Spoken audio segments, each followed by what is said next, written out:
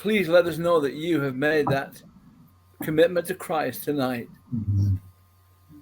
Okay, I'm going to hand over to George. I believe he has a few questions for Bob and Pat. Thank you, George.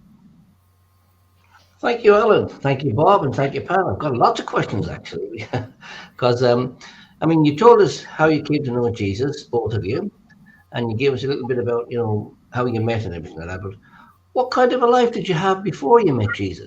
I mean, were you not good Christians to start off with? I always believed in God, but that didn't make me a Christian. I mean, the devil believes in God, but I didn't have a life crisis. I was having a good old time. I was out with the boys. I was playing rock and roll, and it was only when basically God held a mirror up to Bob, have a look at yourself and see what you really are. And when I was honest with myself, I didn't amount to much. But thank God, he turned me around. I couldn't have turned over a new leaf. But God gave me a new start. And it's today. How old were you when you got this new start? How old? I was 30. Sorry, okay.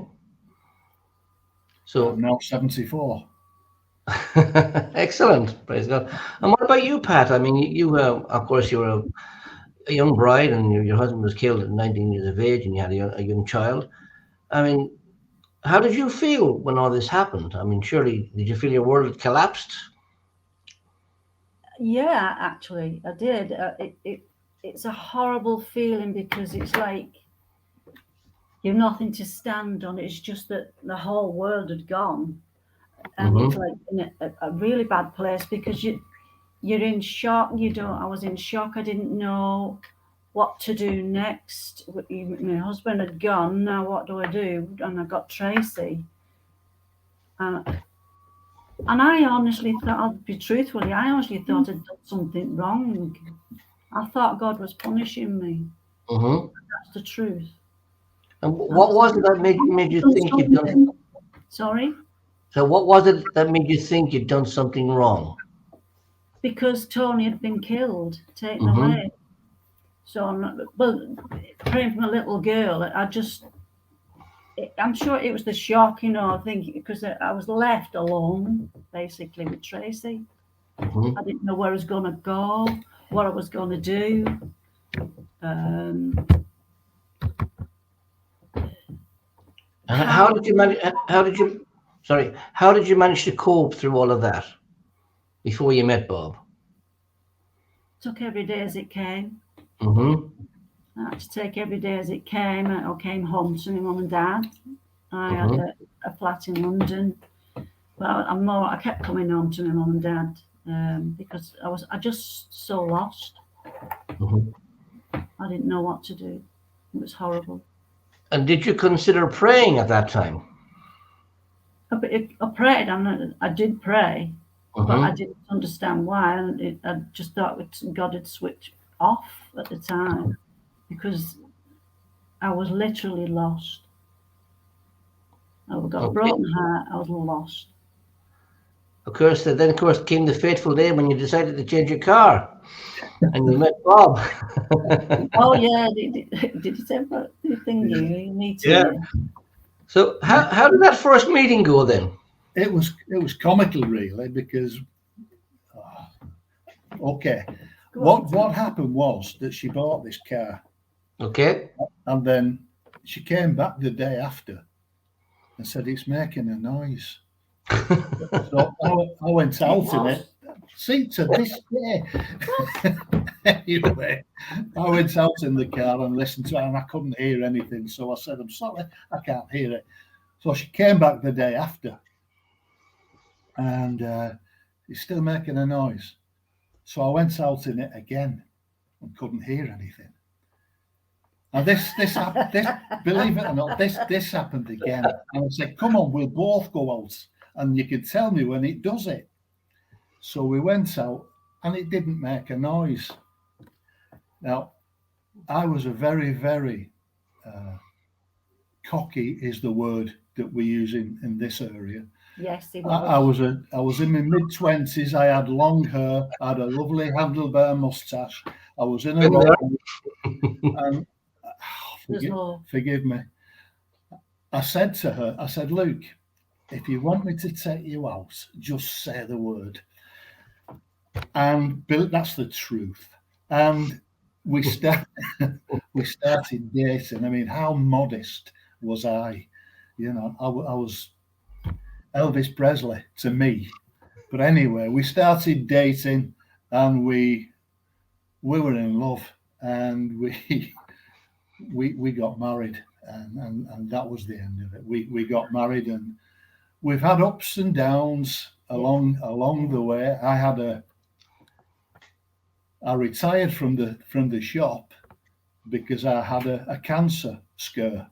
They told me that I had bowel cancer. This is another quick story. They told me I had bowel cancer. I went for a MRI scan. Lifestories Worldwide is broadcast live every Monday night at 8 p.m. UK time. We broadcast on YouTube, Facebook and StreamYard. Why not join us every Monday night at 8 p.m. UK time for Lifestories Worldwide. Speak to us here at Lifestories Worldwide.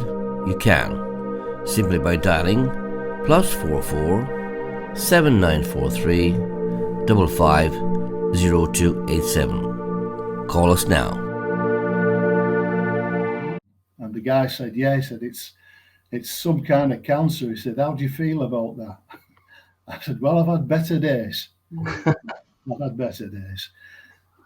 I went, they were going to operate. I went for a pre-op, and I went to the hospital, and I saw this beautiful African lady who was an anaesthetist.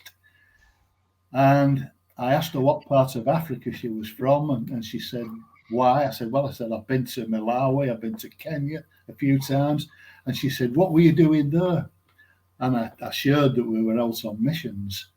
And she said, I'm not supposed to do this. She says, can I pray for you? I said, you certainly can. And that lady prayed for me. And she phoned up another anaesthetist friend of mine. And basically, I was booked in to go in for the operation. I was sat on a trolley before I was wheeled into the operating theatre. I don't think you're going to detail enough. And this other African lady was putting something in my back. I forget what it's called. Anyway, epidural, that's it. So I'm sat there, and she's sticking this thing in my back, and she's singing away.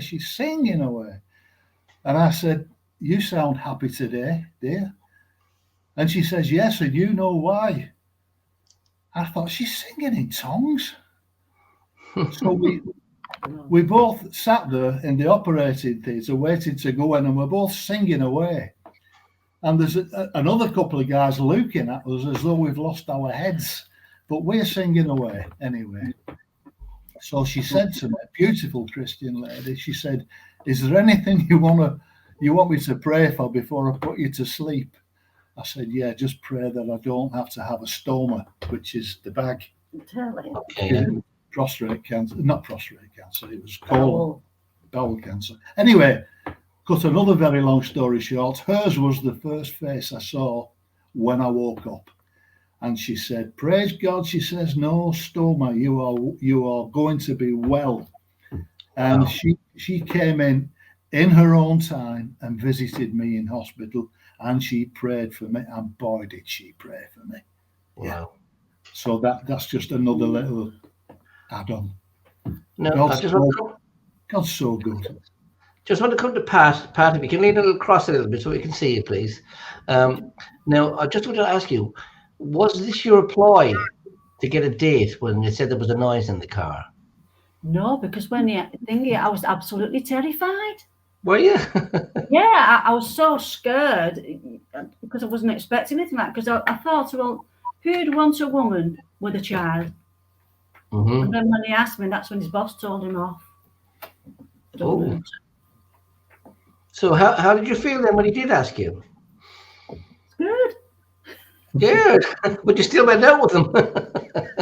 Yeah. Yeah, but what about when cat's whiskers? Oh no, we're not I'm going not going to that one. Go on, tell us the story of the cat's whiskers. Oh no. Go on. The Cat's Whiskers was a cafe local to where we lived. The sad thing, Pat didn't know what it was called. I forgot. She'd forgotten. What it So was the called. first time that I actually made arrangements where there was to meet her at the Cat's Whiskers at 8 o'clock, but they pulled it down. Oh, And I didn't think she was going to be serious about me. Anyway, I wasn't. she came back in the garage and said, she said, Cat's Whiskers has been pulled down. And I said, you didn't turn up, did you? And she said, no, and it's a good job I didn't. I asked my mum. My mum told me. So we made a real date. So we went out to a real nice place and had a meal and we watched. Excellent. And how long have you been married now then? 49 years. Wow. Excellent. Okay, now, Bob, of course, got saved. He got his salvation. How did that affect you when he got saved? How did you feel? I didn't, sounds crazy. I didn't have any problem with it. I just knew that this man had changed. He wasn't the man that went out. He was a different man when he came back. Okay. Literally. It's like 100% turn. So that begs the question, what was you really like before he got saved? I've never seen him. Is this because he was a musician, he was out playing at the clubs? Yeah. He was out every night. I was on my own with Tracy. That's why I left. Yeah, it wasn't funny, but I didn't realise at the time. She'd already lost one husband. And what a terrible husband I was making after 7 years. Right. I was insecure. You were where, sorry? I was insecure. I just needed to feel loved again. But I never saw him. I would never tell Pat that I loved her. No. It wasn't a manly thing to do. But when my life turned around, when Jesus came into my life, I began to tell her that I loved her, and I do love her to bits. I wouldn't swap him. That's okay. But how exactly? Tell us a little bit how Jesus actually changed your life. What changes did you make when you came to know Jesus? Who, Bob or me? Bob, yeah. Bob, yeah. He when you go out in pubs and clubs and you're playing rock music, you're playing doing that kind of thing. Yeah. What you're saying in effect is, "Hey, look at me, look at me. How good am I?" I don't do that anymore. I don't go out in pubs and clubs anymore, but I do play in my local church. And when I play now, I say, don't look at me, look at Jesus. Look at him. I was very, very, very self-centered. And I hope now that I'm not self-centered, I'm kind of God-centered. Excellent. So, Pat, did you ever go and see him play in the clubs at all? Yes. And was he any good? I'll have to say yes, he was.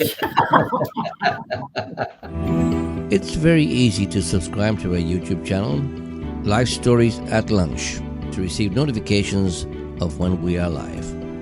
Simply click the bell.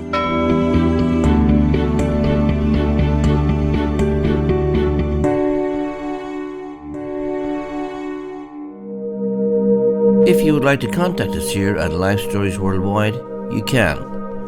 Simply by emailing lifestoriesworldwide@gmail.com or visit our website at lifestoriesworldwide.com.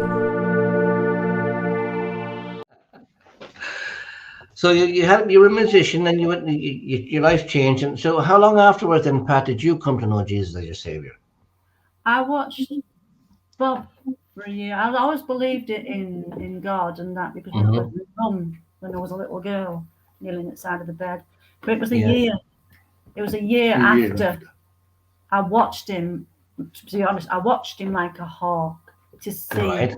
if there's any change. See if it was going to wear To off. see if it was going to wear off. Yep. Even though I knew it was Jesus, but I knew he'd changed, telling me he loved me, and it was great. Not only because he was telling me he loved me, but he had changed totally. Totally. Like I said, the man that went out wasn't the one that came back. I got a new man that came back. Wow. And how did these conversions, coming to know Jesus in both your lives, how did it affect your wider family? That's an interesting question. I've got my brother doesn't believe. In fact, he's a soapbox atheist kind of thing. Him and his wife. He knows my story. He's seen the change in my life. My mum and dad. I got my mum to come to church. She saw a change in my life. She came to church, and my dad didn't come to church. But in the end, I got to know my dad a whole lot better in the last couple of months of his life, and he told me that he knew Jesus. Jesus was his savior. There was a friend of mine who was a rugby player, went in to visit my dad one day when he was in the respite home, and he said to me, he said, "I prayed with your dad." He said he's give his heart to the Lord. So my mum and my dad, my mother brought me up to go to Sunday school. But after turning the age of about 13, you know, when you turn into an adult, and that was the end. You discover girls, yeah, I know. Yeah, you do. That was it. Basically, yeah. In a nutshell. Now, Pat, how did it also affect your wider family and also your daughter Tracy? My dad, when I told him that I'd become a Christian, he just turned on me and said, "If I'd have known you joined a sect, I would have come and got you out of it." I said, "Dad, I'm not in a sect." So we're still praying for Pat's dad and a wider family, because out of the whole family, we're the only couple that's stayed together. You know, that's a testimony to God in itself. Indeed. My dad's 96 and he's still stubborn. His name's Thomas. So and please pray, because he's not giving his heart to Jesus. There's still time for him to do it. Yeah, I believe that. So, guys, you've had that many years together, and you're still playing in the church, Bob. Yeah. Do you miss the fame and fortune that you had in the clubs? What fame and fortune? No, not really. I mean, the pay's not as good, but the reward's a lot better. So, in the clubs, what kind of stuff are you playing? Like Thin Lizzy or stuff like that, or Deep Purple? Or... We played Beatles, Stones, all 60s stuff. All the pop stuff, yeah. So, guys, it's been fantastic speaking to you. One question for you, Pat. Does he do what he's told?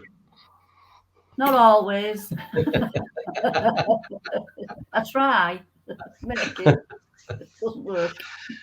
Well, it's really been fantastic. Thank you so much for speaking to us here at Life Stories Worldwide. Of course, there's one question we ask all the guests on this particular show, and that is, of all the decisions you made in your lives, what is the best decision you ever made?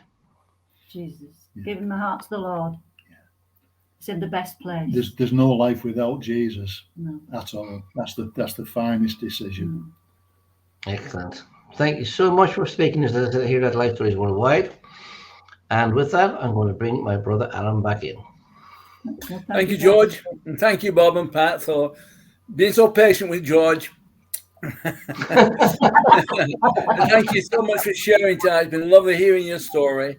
I hadn't heard it all before. I had parts of it, but not all of it. But thank you for sharing today. It's been so wonderful having you with us. I'm sure your story will go out to many, many people who are going to be touched by your honesty and how you were able to forgive.